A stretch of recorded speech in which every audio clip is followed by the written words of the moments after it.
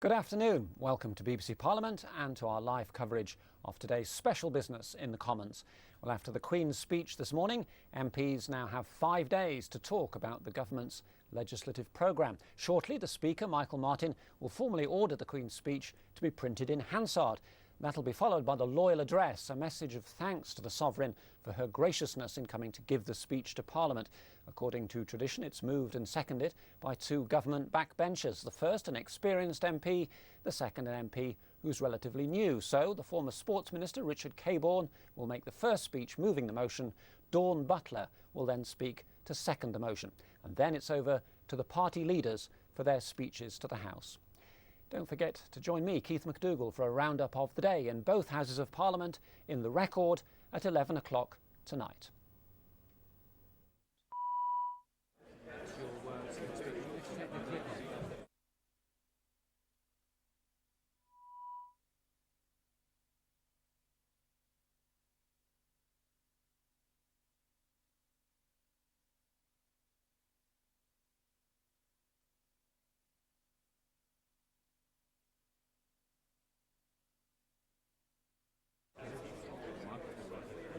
Order!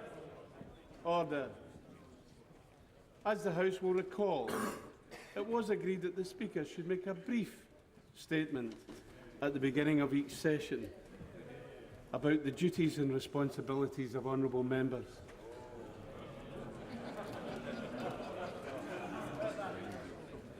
Our ancient privileges allow us to conduct our debate without fear of outside interference.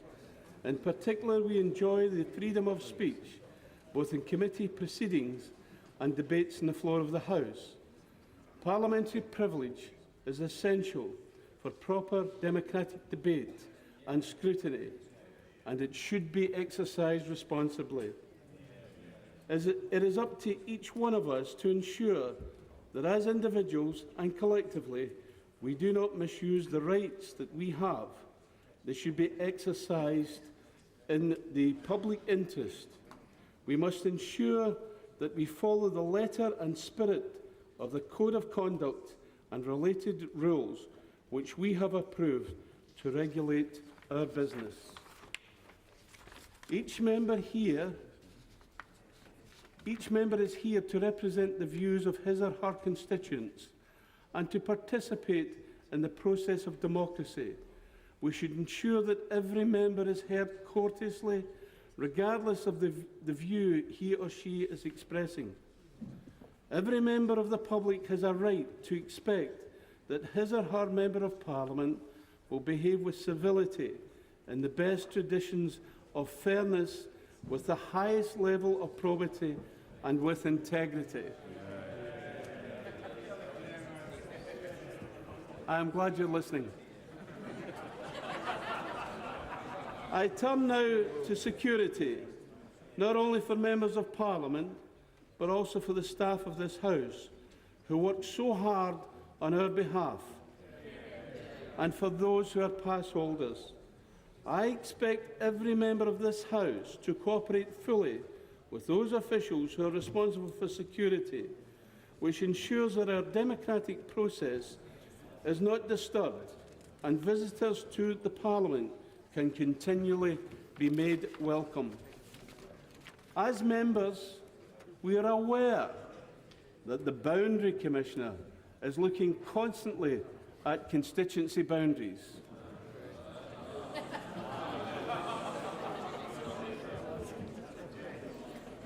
Honourable members have a duty to look after the constituents who elected them. Those boundaries do not change until the next election.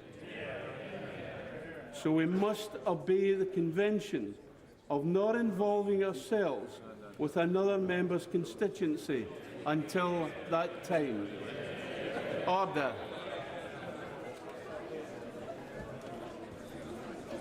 Order. Only business. Outlawries Bill. Order. I have to acquaint the House that this House has this day attended Her Majesty in the House of Peers, and that Her Majesty was pleased to make a most gracious speech from the throne to both Houses of Parliament, of which I have, for greater accuracy, obtained a copy. I shall direct that the terms of the speech be printed in the votes and proceedings. Copies are available in the vote office. Before I call the mover and seconder, I want to announce the proposed pattern of debate during the remaining days of the Loyal Address. Wednesday, 7th November, Home Office and Justice. Thursday, 8th of November, Local Government and Environment, Food and Rural Affairs. Monday, 12th November, Foreign Affairs and Defence. Tuesday, 13th November, Health and Education. Wednesday, 14th November, Economy and Pensions. I call a mover, Richard Caborn. Mr. Speaker, I beg to move that a humble address be presented to Her Majesty as follows. Most gracious Sovereign, we, Your Majesty's most dutiful and loyal subjects, the Commons of the United Kingdom of Great Britain and Northern Ireland in Parliament assemble, beg leave to offer our humble thanks to Your Majesty for the gracious speech which Your Majesty addressed to both Houses of Parliament. Mr. Speaker, that's the formalities over.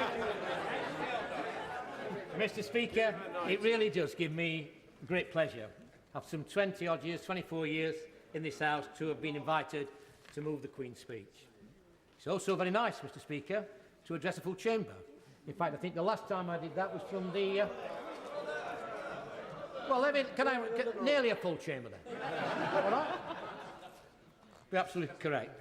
But the last time I did, Mr. Speaker, was, I think, from the dispatch box. It was actually, I was recommending the Casino Advisory Panel's implementation of casinos.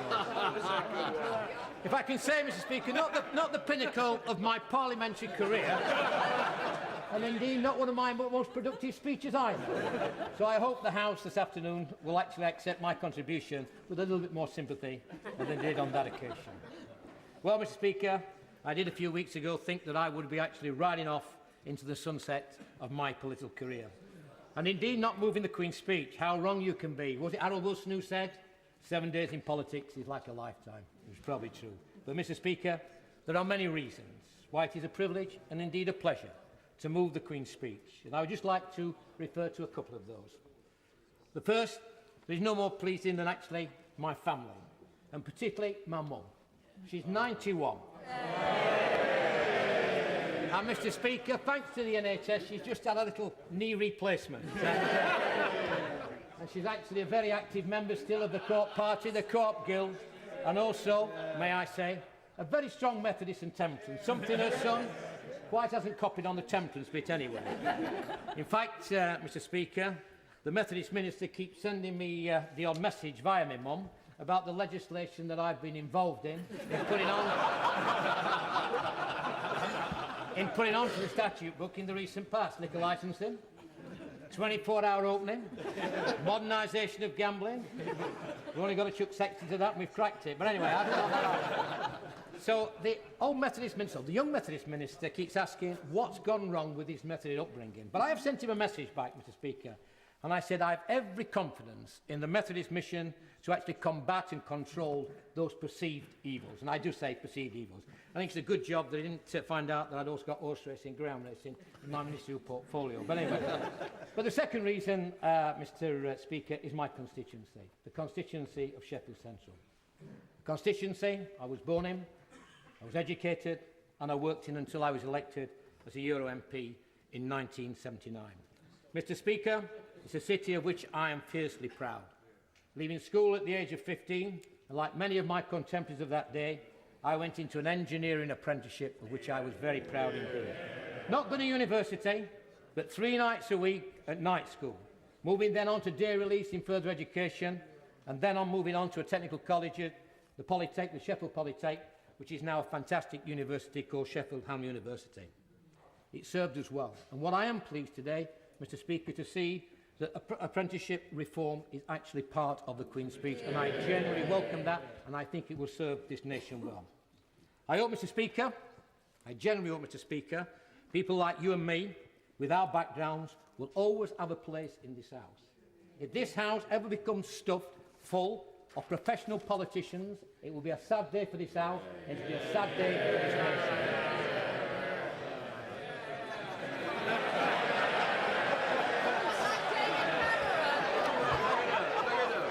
There's an old saying, Mr. Speaker, if the cat fits, wear it.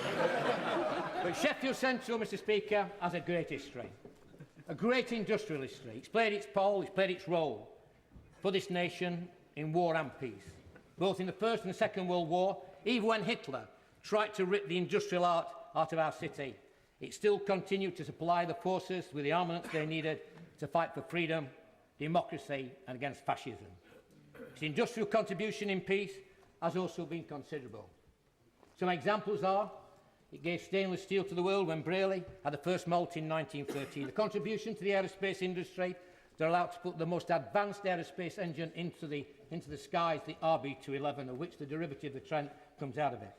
And it was actually a decade in front of its competitors. It also played a role in putting Concorde into the skies as well. And without Sheffield's forging and castings, the exploration of North Sea oil would not have been as successful as it's been.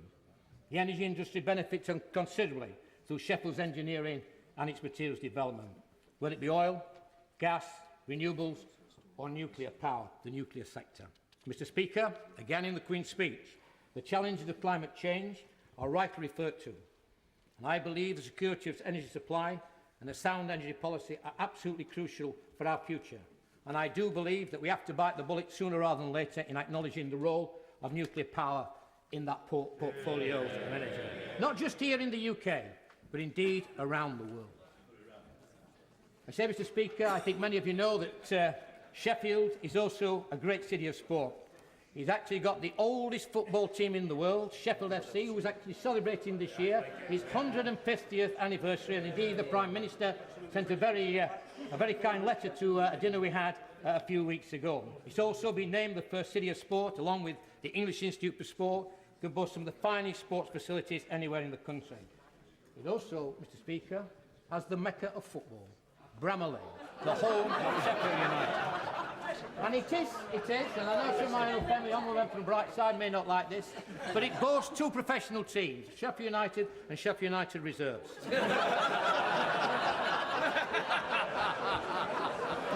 But as the Prime Minister knows, we have our differences on football, and it was great, a great Rothrope Ravens fan, and obviously, like myself, always supports the underdog, Sheffield United. But we were at Wembley the other day at the German match against England, and I was ribbing the Prime Minister about a great defeat at Wembley. A few years ago now, Scotland 3, England 9, 1961. But I did remind my honourable friend, and yes, he did smile even on that day. But Sheffield, Mr. Speaker, in the last 10 years has transformed. And I would like to acknowledge the Labour leader of our City Council, Jan Wilson, and our Chief Executive, Sir Bob Kerslake. But you know, in those dark days of 1997, which saw Sheffield with high unemployment, crumbling schools, second-rate housing, and a city where the social fabric was under severe pressure, and where families were actually experiencing second and third generation unemployment. I just want to tell you a little story, Mr. Speaker, and this is a true story. In 1997, when I became a minister, very proud to become a minister of a Labour government, I got the portfolio of regeneration.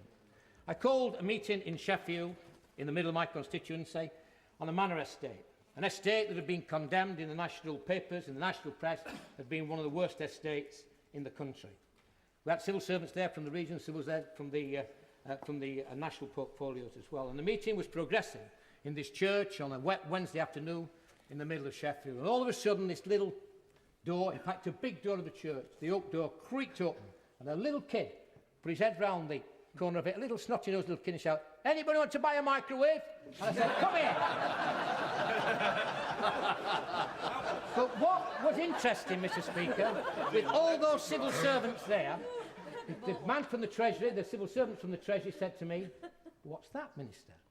I said, "That is redistributing wealth in a slightly different for the taxation system, it's called crime. And if we don't do something about that, it'll be true for many inner cities. It will get worse, not better. But what I am now pleased to say, that Sheffield is a city of opportunity, a modern university city, 2 great universities, and indeed has a teaching and children's hospital which I believe are probably some of the best in the world. It's a city of opportunity. But for that little lad who put his head round that door, it's also a city of hope as well. Yeah. And that is thanks to what has been done in the last 10 years. In fact, it has been so successful as Sheffield that it's brought many people into it. And I've just got a new political neighbour in Sheffield Howland. He has been so... He's only been there 2 years. But he has been so filled with confidence, he's now decided to make a bid for the leadership of the Lib Dems. The Honourable Member for Howland, Sheffield Howland. And if he wants a little bit of advice, because I've been a bit of an expert in this field, Mr. Speaker, I've run for the Honourable Member for Hull East, a few election campaigns. So this JP took him 3 times to get to the Deputy Leadership of the Labour Party. I don't think the Honourable Member for Howland can wait that long. But I do wish him well in his bid for the leadership. Mr. Speaker, I've also...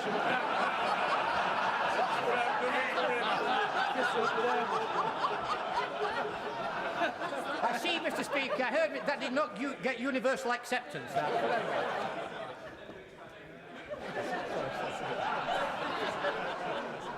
But, Mr. Speaker, I've also, in the last 20 years, had the opportunity to serve on many committees in this House. None so more challenging and rewarding than chairing the Trade and Industry Select Committee in the early 1990s. His reports during that period are still cited in many publications as being authoritative and well presented. I just want to put on record, really, and remind the House that the servants of this House, and particularly the clerks to the committee, are the most talented, conscientious, and indeed of the utmost integrity, and should always respect, I believe, and appreciate their service. Also, having served as a minister for 10 years, it's taught me the dedication, the value and the quality of our civil servants. In this adversarial system that we operate of politics in this country, public service is something that we should appreciate, respect, and indeed, I think, be also very proud of as well. But it's also been a great honour to move the very first Queen's speech of my honourable friend, the Prime Minister. It's been a privilege, I've been working with the honourable member for Kirkcaldy and Cowden Beach since I came into this House in 1983. And we worked together on the opposite from benches in the 1980s. We developed a lot of policies like regionalisation, which he and I have got a big interest in. He was also a very active supporter of the anti-apartheid movement as well. Indeed, in those heady days of the 80s and 90s, working with my right honourable friend, it was like actually riding a roller coaster. His office was the most untidy I have ever seen in my life. And I tell you honestly, when his coffee cups were never washed out days on end, he would say, Gordon, for goodness sake, don't you think we ought to wash the coffee cups out? But anyway, there we are. And he was always demanding. I say, get on with it, Richard. Yeah. Somebody just in the back said, you get on with it, Richard. Yeah. But let me say, he was always a man that was driving forward and wanted to... Even when he offered me, which I'm very proud to take, the ambassador for the World Cup 2018, he said to me, Richard, it's a great job, you've got the credentials, you've got the telephone book, you've got the zeal to go out there. Oh, by the way, there's no salary. So the 50 star of the right honourable friend, yet again, got the old trade union official down and working for note. But I know that many people have commented on the right honourable friend's character and style, but I think the words of PG will sum it up. It's never difficult to distinguish between a Scotsman with a grievance and a ray of sunshine. And I'll tell you that. And that ray of sunshine, and that little ray of sunshine, and that little ray of sunshine, let me tell you, Mr. Speaker, comes through the most hard-working, conscientious person that I've worked with over the years that I've been at. And I hope that this will be the first of the Queen's speech, of many Queen's speeches, that you'll be moving in the years. Mr. Speaker, the Queen's speech refers to the health of the nation, and I do believe the wellness of the nation and climate change are the two biggest issues facing this nation and in many others around the world. As Sports Minister, one of my proudest achievements has been delivering through the school sports partnerships an increase of over 60% in sport and physical activity in our schools over the last 6 years. That means nearly 4 million hours a week of sport and physical activity are being undertaken every week in our schools that was taking place in 2001. This, coupled with more playing fields being opened and closed in the last 2 years, he started to change the culture of the nation in the right direction. But also, Mr. Speaker, what was very pleasing over the last 6 years, we've been part of the team that brought the 2012 Olympic Games back to London. It was great to see the nation, it really was great to see the nation get behind that bid. And when in July 2005 it came out London, we saw the nation rejoice, I think, in a way that we've not seen before. Two little stories of how that bid was run. The first was David Beckham. 2012 came to be said, can you get David Beckham to go to Singapore? It'd be great. You remember the 50 kids when they walked in and Beckham was with them. It was absolutely great to set up that type of the bidding process. And I said, fine. I said to Sven, who was then the manager of the England team and very close to David, who was the captain of the England team. He came in to see me, very generous. He came in and we discussed whether David, because it was his wedding anniversary, David Beckham's wedding anniversary on the Monday, as we made the bid on the Wednesday. But nevertheless, Sven said he'll do what he could. But by the way, could I meet Nancy to talk about her charity, Truth International? So there was a quid pro quo on that. Well, I think the rest is history. Beckham actually did come to Singapore, did a fantastic job along with Tony Blair, with Seb Cole, with Tessa Jow, and many of that team. And indeed, we brought that. But I will pay tribute to what Sven did in actually delivering that part of the bargain, and I delivered my part of the bargain as well. But the other person, Mr. Speaker, who supported us and was very helpful on giving us some very kind words of encouragement, and I hope the honourable members will listen, and particularly the Leader of the Opposition. Which what I'm going to say, I think, is very important in terms of what we did for that bid and how people return. It was Nelson Mandela. As I travelled down to South Africa to see Nelson Mandela, Mr. Speaker, I reflected back on 20 years or so in this House, and also my association with the anti-apartheid movement and Nelson Mandela. It was remarkable, you know, it was remarkable that this man was denounced by prominent people in this House as a terrorist for being part of the leadership of the African National Congress. Mr. Speaker, I say this very genuinely. Mr. Speaker, we should always be very careful to distinguish between terrorists and freedom fighters. One of Mandela's first visits to this country in the 1990s after serving 27 years on Robben Island. I was told, yes, I was told, as the Secretary of the All-Party Southern Africa Group, it would not be advisable for him to visit the House of Commons. But as a good trade union official, as you know, Mr. Speaker, I didn't take no for an answer. We negotiated, we got a compromise. We saw him enter via the back door of Westminster Hall. After that meeting in the Grand Committee room, which was a fantastic meeting, the conditions were no TV, no cameras. But what was remarkable on that day was that 6 Caribbean lasses who worked in the members' tea room wanted so desperately to meet Nelson Mandela. And they formed that grand honour as he left, yes, through the back door of Westminster Hall, and he hugged and kissed every one of them as he went through there. They'll remember that for the rest of their life. A far cry, Mr. Speaker. Roll the clock forward 6 years. Far cry, Mr. Speaker, 11th of July, 1996, a state visit. Mandela entered Westminster Hall through the front door. Fanfare of trumpets to speak to some of them who had denounced him as head of a terrorist organisation but a few years ago. Mr. Speaker, times have changed, and times have changed for the better. I say that, and I say that to the honourable members opposite very sincerely. But, Mr. Speaker, I finish on this message. It's a message that Mandela gave to me after signing the flag and said, Richard, I really want to thank you and the British government for something that we believe would never have happened in Africa. That a single government could make such a difference to a continent, the African continent. The Blair Africa Mission, which sat alongside the current Prime Minister, what he did when he was Chancellor of the Exchequer, in persuading international financial institutions that the restructuring and scheduling of debt was a key to relieving African poverty. Mandela said that thousands of people are alive today because of that action, that countries like Zambia are becoming more economically viable, and the future for Africa is considerably brighter than it was a decade ago. Mr. Speaker, in government, we can make a difference, and we will make a difference in this country. But always remember, we can make a difference throughout the world as well. I beg to move. Yeah. Dawn Butler. Thank you, Mr. Speaker. It is an honour and a privilege, not only for me, but for my constituents in Brent, to be asked to second the Loyal Address. I must admit, when I got the phone call to call the Chief Whip, my first reaction was, uh-oh, what have I done now? He's caught me. And when I was told of the honour that was bestowed upon me, I thought, uh-oh. He has caught me. But the thing is that my right honourable friend, the Chief Whip, has such a nice way of putting things that even if he asks me to sit on the Crossrail bill, I'll probably be inclined to say yes.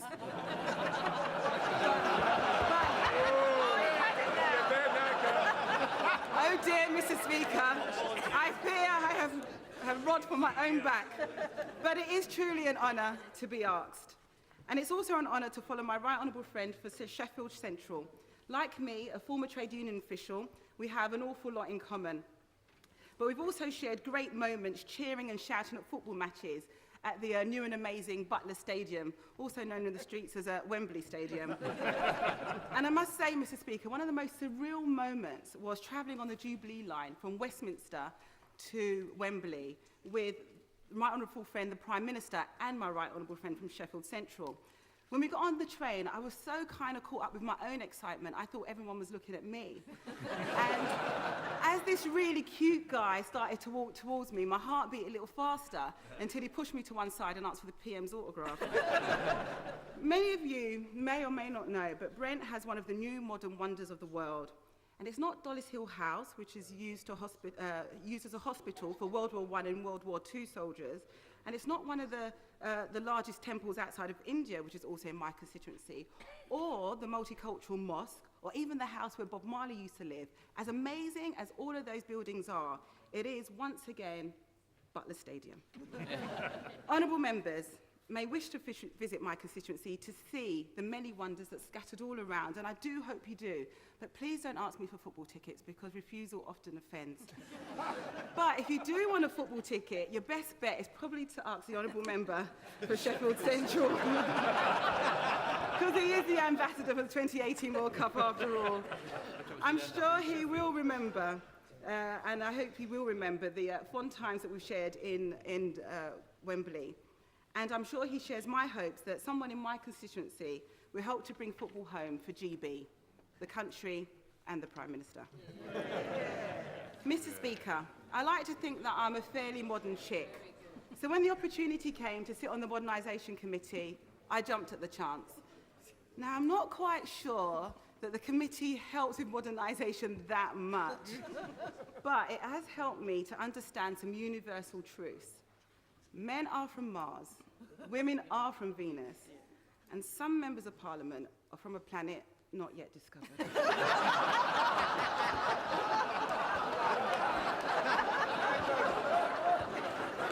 So, Mr. Speaker, the Queen's modernisation in her speech has given me new hope.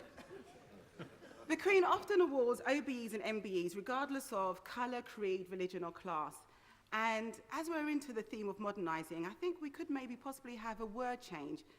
Order of British Excellence or Merit of British Excellence, which sums up the people around the country and my constituency in Brent beautifully. Brent South is one of the most diverse constituencies in the UK.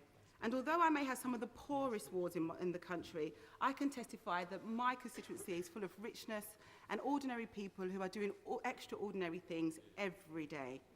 And I'm glad that the Queen, in the Queen's speech, acknowledges the rising aspirations of the many and not the few through the Education Opportunity Bill and the new Housing Bill.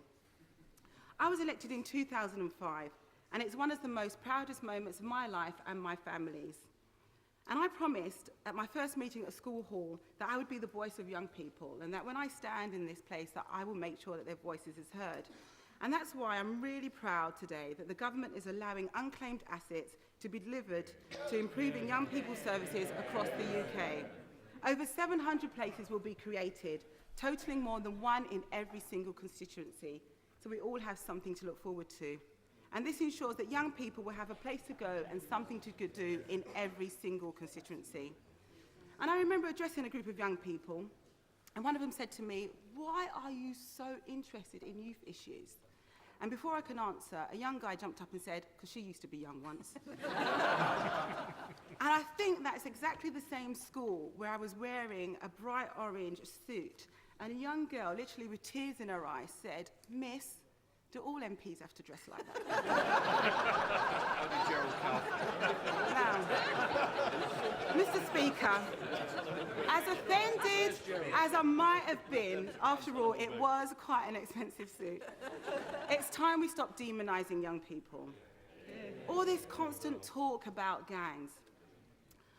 Mr. Speaker, I witnessed a gang mentality just a month ago, when a group of mainly white men heckled and jeered, in unison at times, and the leader started stabbing his middle finger in the direction of the other side. And he went on to angrily point this finger and gouge at the other side, who duly responded with insults and jeers to match. And Mr. Speaker, I felt inclined to join in. After all, it was PMQs. So, Mr. Speaker, we should be careful how we label. And I think the Youth Week, as outlined in the Aim High for Young People, the 10-year strategy, will help the media and the public and politicians gain a greater understanding of young people and their culture. Because we need people to understand. We need people to understand that politics matters. When our Prime Minister took action to secure debt relief, Mr. Speaker, it wasn't a question of some figures on a balance sheet. It was a question of shifting the balance on the scales of justice. And he moved them in favour of the poorest. But some debts cannot be easily written off, and one such debt is the enslavement of 13 million Africans. And as we approach the end of the bicentenary of the abolition of the Slave Trade Act, I know our legacy will be to teach an objective history as part of the curriculum. And I hope we will also commemorate slavery each year as we do the Holocaust. The National Armed Forces Memorial in Staffordshire, which the Prime Minister visited to pay his respects to all those who have lost their lives in past and present wars, makes this year's remembrance very special, and I wear my poppy with pride, like all members of the House. We must also remember all of our young people who have needlessly lost their lives to gun and knife crime. These proposals outlined today will in practice help to make our community safer. I've seen the Youth Opportunity Fund and the Youth Capital Fund work in Brent. I have seen the difference that it makes. And I think, Mr. Speaker, that my constituents would want me to take this opportunity to bring to the House the attention and particularly the energy and creativity of the young people in Brent. I've seen the work commitment, the dedication and the pride on the young people's faces when their project is completed. I've spoken to many kids on the streets, and they say that they want things to do and places to go, and an education that will give them a good job. But imagine my surprise when the Youth Parliament, which I helped set up, came to Westminster and voted to stay on at school beyond the age of 16. When I was at school, it wasn't so much as me wanting to leave, as the teachers hoping that I would. They couldn't think of a profession where I could be mouthy and argumentative. Hey, well, here I am.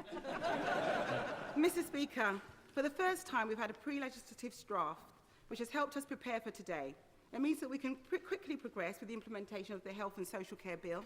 It means we can commit to a continued investment in the NHS, which is 60 next year, and that we have a real belief in the aspirations of all the people of this country.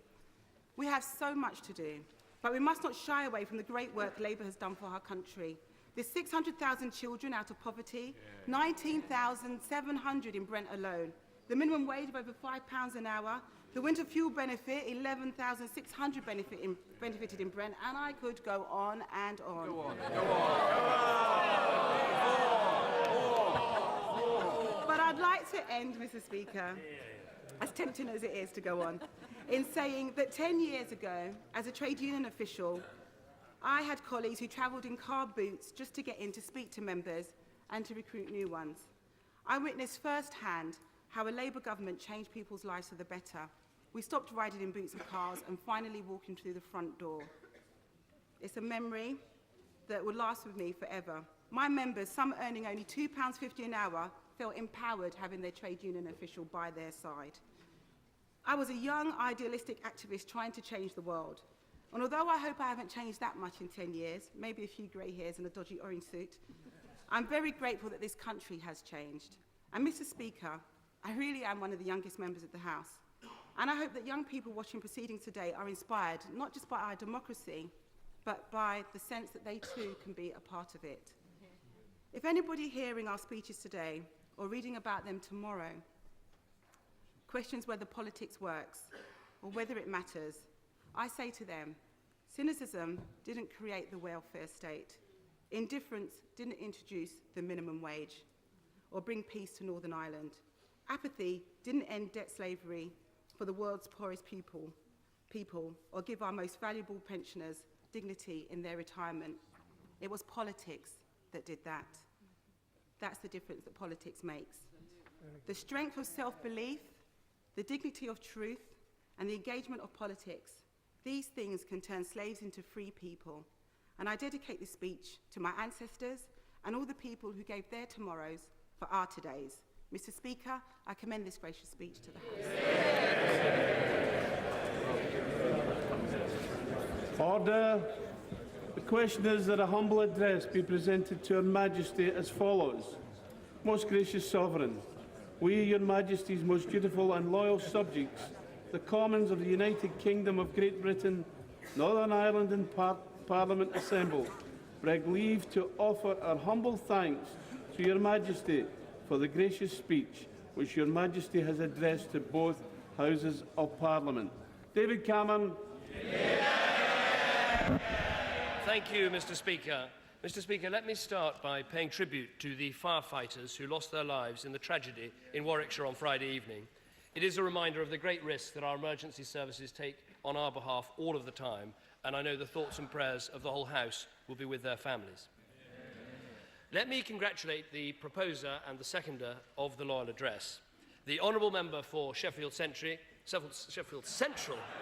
Sorry. His speech did not feel like a century. Sheffield Central spoke powerfully about his constituency and about the city that he loves. I thought when he made the case against professional politicians, he actually united the whole House against both front benches, and that was a great achievement. He was a popular and, I'll say, successful sports minister, but things didn't start quite that well.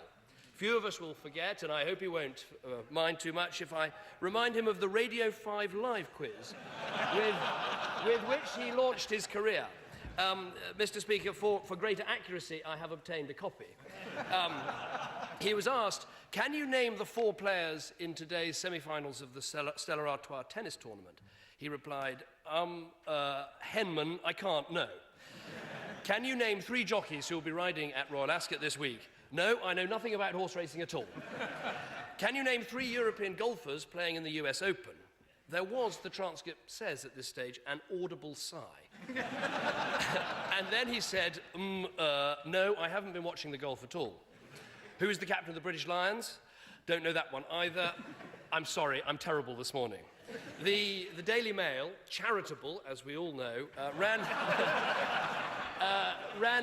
a quiz the next day entitled, Are You Dumb Enough to be Sports Minister?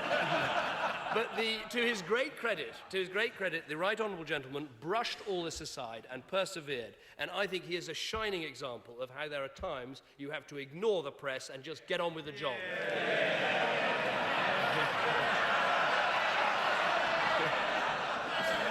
And he will, as he reminded us, he will also be remembered for launching and continually relaunching the career of another much-loved national political figure. He told us about this. He ran his deputy leadership campaign in '92, his leadership campaign in '94, and his deputy leadership campaign for the same year. I refer, of course, to the Honourable Member for Kingston upon Hull East. I have to say, his determination to stick with unfashionable causes does him a huge amount of credit. And no doubt that is why the Prime Minister asked him to propose the Loyal Address today. But he did a superb job.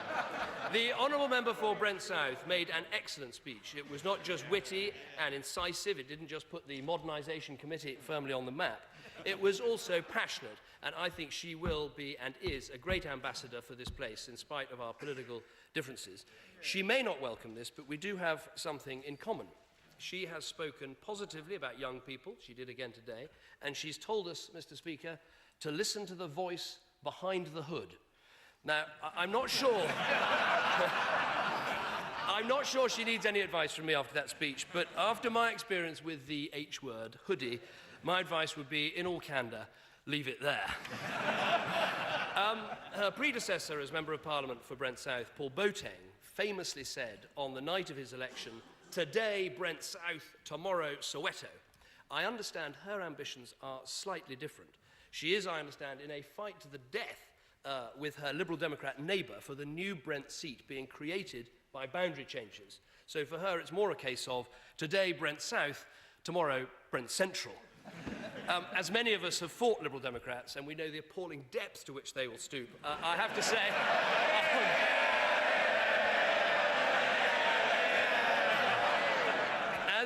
As she continues her fight, she will have, as she's just found out, support on all sides of the House. The proposer and the seconder have upheld the best traditions of the House, and I congratulate them for their speeches. I would also like to pay tribute to Piara Cabra, who died earlier this year. He led, Mr. Speaker, an extraordinary life. Born in the Punjab in the 1920s, he fought in the Second World War against the Japanese. He marched for then Gandhi and Nehru, taking part in the great struggle for Indian independence. Coming to Britain, he was elected to this House as a pensioner. Piara Cabra served his constituents and his country well, and he will be remembered, I believe, fondly on all sides of the House. Now, there is another member of the House who left us recently. I'm referring, of course, to the former Prime Minister, Tony Blair. I thought I'd better mention him in case the current Prime Minister just omitted to mention him in his speech. Now, although Tony Blair achieved great mastery of this place, he couldn't wait to get out of here. And many have asked, what was the hurry? And I think I have found the answer. There is a new book, I'm sure it'll be available in the library, by Dr. Anthony Selden. And on page 330, he says this. I got that far, yeah. I didn't have to read aloud either. Blair was, page 330, Blair was worried about Gordon's character and personality, the dark side of his nature, his paranoia and his inability to collaborate. So no wonder, Mr. Speaker, he decided to opt for the comparative safety of East Jerusalem.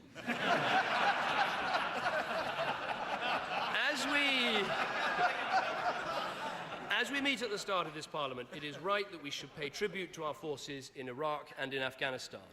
This goes beyond party.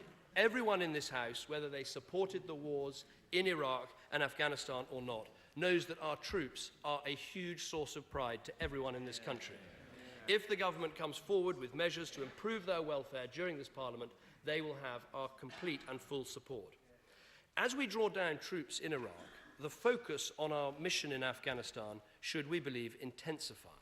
I've been to Helmand twice to see the work that our troops are doing, and I know the Prime Minister agrees they are fulfilling their mission with bravery and with professionalism.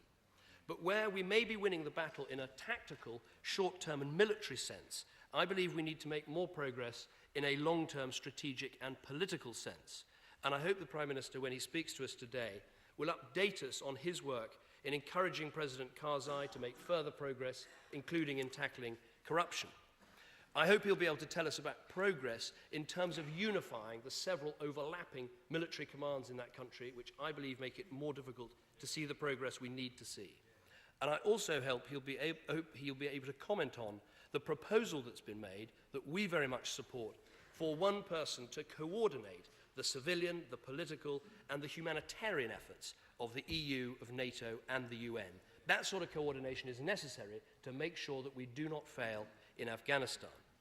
And in terms of this Parliament, I hope we can avoid the situation where a gap opens up between the facts on the ground and the information supplied by the government to the House of Commons. So I hope when the Prime Minister speaks, he will give us a guarantee that there will be full quarterly reports to Parliament on the progress being made in Afghanistan.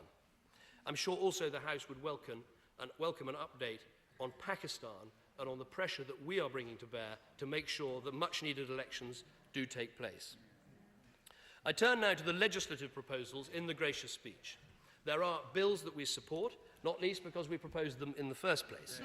We very much welcome the climate change bill, just as we welcomed it last year, and no doubt we'll come back next year and welcome it all over again. It's not the only measure that has been recycled. There's the bill on unclaimed assets. He's announced that twice before. And there's the Crossrail bill, which has actually been announced 11 times before. We will also welcome the draft constitutional renewal bill. We support giving Parliament the right to vote on war and the strengthening of select committees. These are our ideas. We will back them in the bill.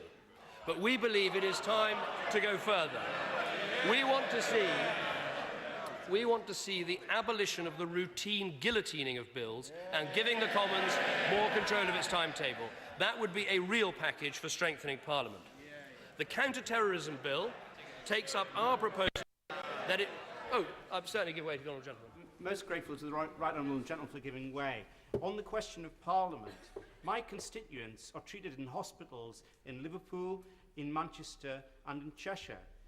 Will he join me in opposing proposals to take away my right to hold ministers to account in demanding answers from ministers about their care? What I think the Honourable Gentleman needs is a Conservative administration in Wales that improve the hospital so his constituents don't have to cross the boundaries. The counter-terrorism bill. We support having English votes for English laws, so when purely English matters are discussed in this House, it is members of Parliament sitting for English seats that will have the decisive say. If you'd like to put that in your constitutional renewal bill, you'd have our support. On the counter-terrorism bill, this takes up our proposal to make it possible to interview suspects after they've been charged. We think this is important. We welcome this. We will press the government to go further and include the use of intercept evidence in court and the introduction of a proper border police force, not just the border force the Prime Minister has spoken about. The gracious speech includes proposals on party funding. In our view, there can be no justification for more state funding of political parties unless there is a tough cap on donations that applies to individuals, businesses and trade unions. That is the difference. We're prepared to accept that cap, but the Prime Minister and the Labour Party are not prepared to divorce themselves from the trade unions. So far, Labour have not been able to back that cap, and what I fear we are likely to see is a one-sided bill. And I have to say to the Prime Minister, people will conclude, if that happens, that having tried to put off the election once, he's now trying to fix its outcome.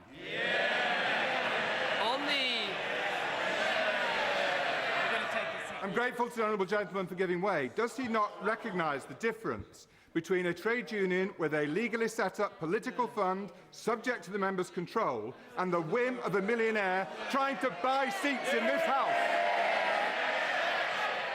The honourable gentleman should look at the figures, and what he'll find is that trade unions spent more in marginal seats before the last election than the Conservative Party. But I have to say to him, all the money in the world won't save him in High Peak. Order. Allow the Leader of the Opposition to speak. Leader of the Opposition. Thank you, Mr. Speaker. On the subject of our democracy, we look forward to debating the European Reform Treaty, and we will be proposing many amendments, but one in particular, and that is to give the British people the referendum that they were promised at the last election. Now, the gracious speech talked about the importance of economic stability, and we welcome the bill on deposit insurance. But let us be clear, the problems go much further than that. We have the largest budget deficit in Europe. Our competitiveness is in decline. In these times of uncertainty, I say to the Chancellor, we need a competitive tax system, yet he seems hell-bent on increasing tax on enterprise by 80%. Now, since it is obvious the Chancellor doesn't run the Treasury anymore, when the Prime Minister stands up, I hope he can do a U-turn on capital gains tax, as he has on so many other things this week.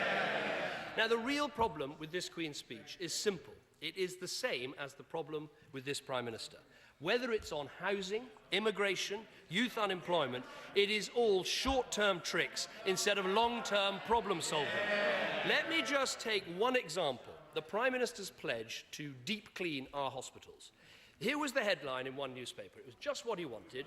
I'll wipe the wards clean, PM's amazing pledge on MRSA. When we look at it more closely, it certainly is amazing. The Prime Minister said that deep cleaning would, and I quote, happen in every hospital. But listen to what the Department of Health said. There are no plans to centrally monitor the deep cleaning of hospitals. Arrangements for the programme are entirely a matter of local determination. Wait, undertaking deep clean, this is the Department of Health, undertaking deep clean is just one of a number of approaches trusts may take in tackling healthcare infections. The Prime Minister said, it gets worse, the Prime Minister said deep cleaning would happen, and I quote, over the next year. But the Department of Health said No specific date has been set for either the commencement or the completion of the Deep Clean programme. The Prime Minister said deep cleaning would be repeated every 18 months. But the Department of Health said the success of the first programme of deep cleaning will be fully evaluated before a decision is made about whether to repeat. And then they said there are no plans to assess the effectiveness of deep cleaning.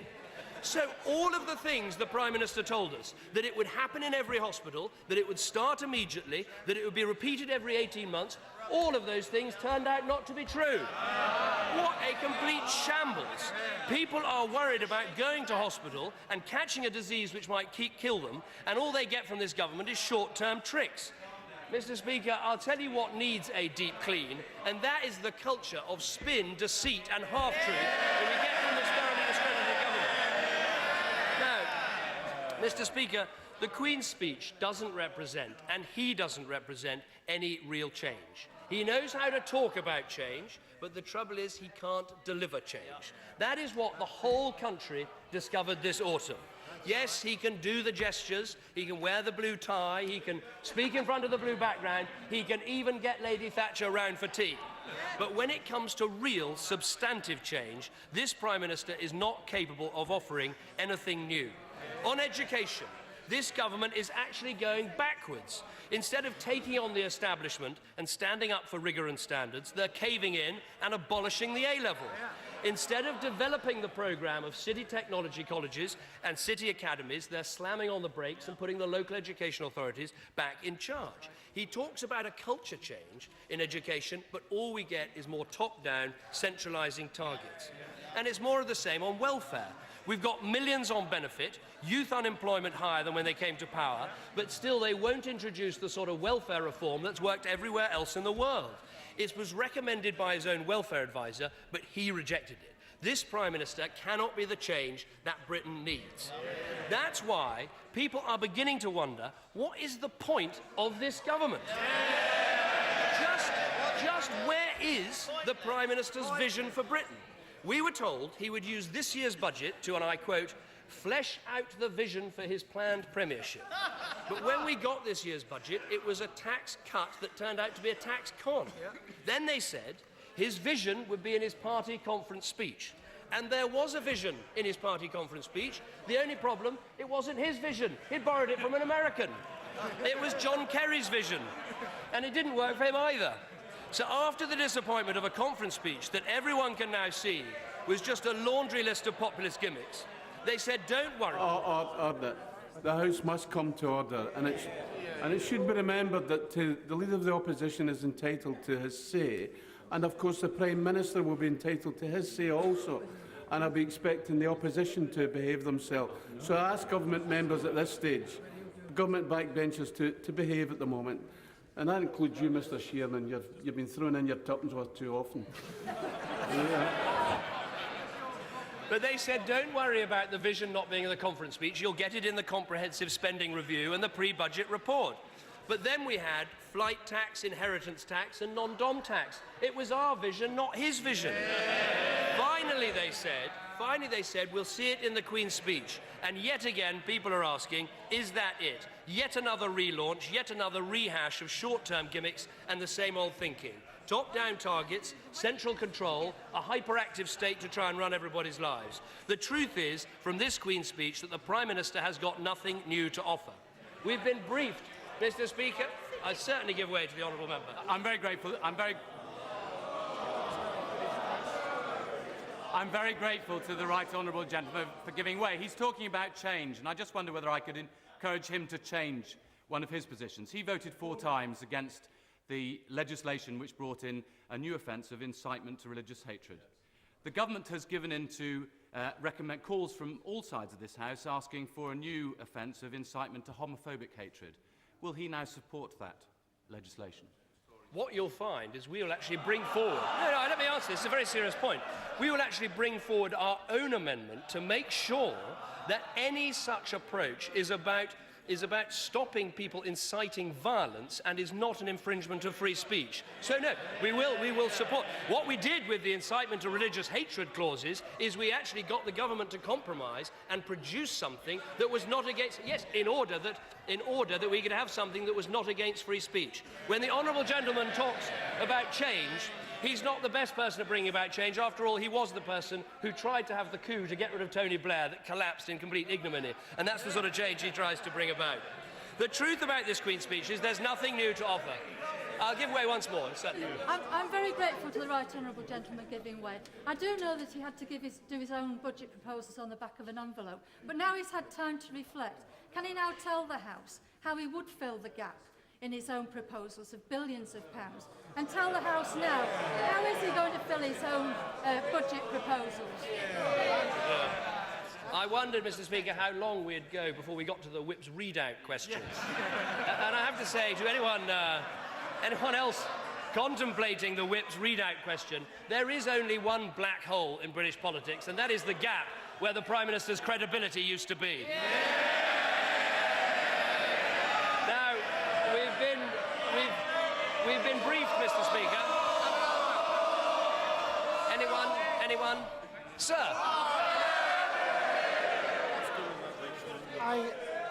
I thank the honourable gentleman for giving way on the question of change. If it's the case that this House and the other place, passes the European Reform Treaty, will he, if there's a future Conservative government, put that to a referendum? What we want is a referendum now. Yeah. And the honourable gentleman can help us. He and every one of his colleagues at the last election promised a referendum. And if he can stick to his promise and vote with us in the division lobbies, we can have that referendum that he promised his constituents. Now, Mr. Speaker, we've been told, because the Prime Minister, having said he wouldn't brief the media, have briefed the media that the one thing that will be in his speech today is there will be the right to request flexible working for anyone with children. Yet again, something we announced at our conference last year. Yet again, we are leading, they are following. A member of his own cabinet said the other week, we've had Downing Street on the phone asking us to do statements when we haven't really got anything to say. No wonder he didn't want an election. Listen to what a Labour Party spokesman said recently. The manifesto was thin. The Labour war book for the election was empty. The truth is, we have no new policies. The fact is, if we'd called the election, we were intellectually as well as financially bankrupt. Yeah. And you cannot put it better than the Prime Minister's good friend and old Cabinet colleague, Lord Faulkner. He said this: if this government doesn't set out our vision for the future of the UK, then we'll be offering drift, not leadership, the past, not the future. Mr. Speaker, I couldn't have put it better myself. Yeah. No wonder he's not getting his pension. Bereft of vision, we now see a Prime Minister bending with the wind, buffeted by events, day after day of dithering. School surpluses, 1 minute they're going to be confiscated, then they're not going to be confiscated. Bins, 1 minute they're going to be taxed, then they're not going to be taxed, and maybe they are going to be taxed. Entrepreneurs, they're going to pay capital gains tax. No, they're not going to pay capital gains tax. Look at the small print, they still are going to pay capital gains tax. And then the biggest U-turn of all, with the Prime Minister inviting a hand-picked journalist into the bunker of number 10 Downing Street to tell the nation that the general election he had planned for, prepared for and paid for was off. Say what you like about Tony Blair, at least he was decisive. Isn't the only change we've had is to swap a strong Prime Minister for a weak one? Mr. Speaker, this lack of vision, this weakness wouldn't matter so much if they were halfway competent. But this is a government that is letting 2,000 prisoners out of jail early every month. This is a government that allowed 8,000 people to die from hospital infections. This is a government that somehow lost track of 300,000 migrants inside a week. So I think we were all pretty astonished to read from one of his spin doctors in a Sunday paper, we've established our competence at running the country. Hold on a minute. These are the people whose own laboratory caused the outbreak of foot and mouth. These are the people who've seen the first run on a British bank for 140 years. And these are the people who can't tell us from one day to the next how many migrant workers there are in the UK. And if you want one example, just one example of the absolute bankruptcy of this government, take the slogan the Prime Minister wheels out every week: British jobs for British workers. Yes. If only he could see how embarrassed his Labour MPs are, how they shudder when he utters those words. And I've done a bit of work. I've done a bit of work on this little slogan of the Prime Minister's. The Secretary of State for Work and Pensions told us there should be no doubt. It is, and I quote, he said, explicitly a British jobs for British people campaign. So we asked the House of Commons Library, and they said this: there is apparently nothing in the detail of the proposals to suggest that foreign nationals will be excluded from any of the initiatives if they happen to live in the area where the locally based schemes operate. So there we have it. The reality is the Prime Minister has no intention of providing British jobs for British workers because he knows it would be illegal under EU law. His proposals won't help British people working in Britain any more than they'll help Italian people working in Britain or Polish people working in Britain. That is the truth about British jobs for British workers. And I have to say, Mr. Speaker, I did a bit more research to find out where he got his slogans from. Here's one he borrowed off the National Front. Here's another one he borrowed off the British National Party. Yes. Where was his moral compass when he was doing that? I'll tell you what should have been in the Queen's speech. In this new age of freedom, we need to give people more opportunity and power over their lives. That means a supply-side revolution in our schools, cutting stamp duty to help people onto the housing ladder, more power for local government. In this age of unease, we need to strengthen families and make our society more responsible. That means ending the couple penalty in the benefit system, backing marriage in the tax system, radical welfare to get people off benefits and into work. And in this age of new insecurity, we need to make our country safer and greener. That means proper prison reform. It means real police reform. That is what Britain needs, solving long-term problems, not short-term political tricks. A clear vision for the future instead of a tired and cynical Prime Minister who's forgotten what he's trying to achieve. Consistent, strong leadership instead of a weak Prime Minister who can't stick to anything for longer than 5 minutes. Mr. Speaker, that is the change people want, and that is the change our party will deliver.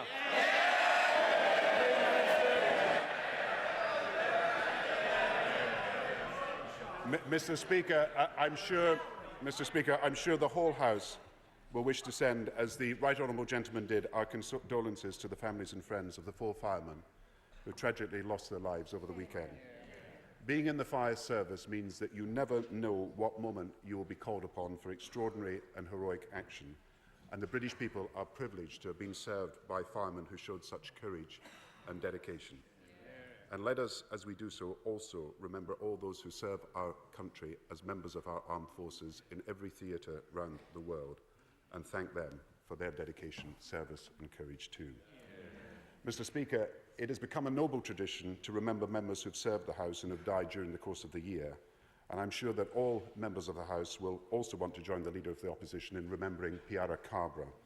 He was Member of Parliament for Ealing Southall from 1992 until his death, and his life has been said was an extraordinary journey that began in abject poverty in India, led him as a young man to enlist in the fight against fascism, volunteering in the Indian Army, then to work as a teacher in London and then as a councillor, and live on to become the oldest member of the House of Commons. It was his experience of poverty in India that made it his lifelong work to fight injustice wherever and whenever he found it.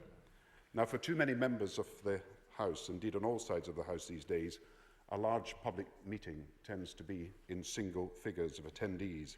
Indeed, I recollect with embarrassment and some humility. I recollect with some embarrassment and humility my first public meeting as an MP in 1983. I had just one attendee and a chairman who wanted to go off to another meeting. But such was the measure of Piara's popularity and organisation that when Piara Cabra invited you to his constituency to address a meeting, hundreds, indeed on one occasion thousands, turned out. He was a good man, he served his community and his country well, he graced the House with his presence. His life was a life well lived in the service of others. I want also to thank the proposers and seconders of the motion today. It was said of Lord Rosebery, when he was a member of the government in the 19th century, that when a cabinet meeting clashed with a race meeting, he always chose the race meeting. My right honourable friend, the member for Sheffield Central,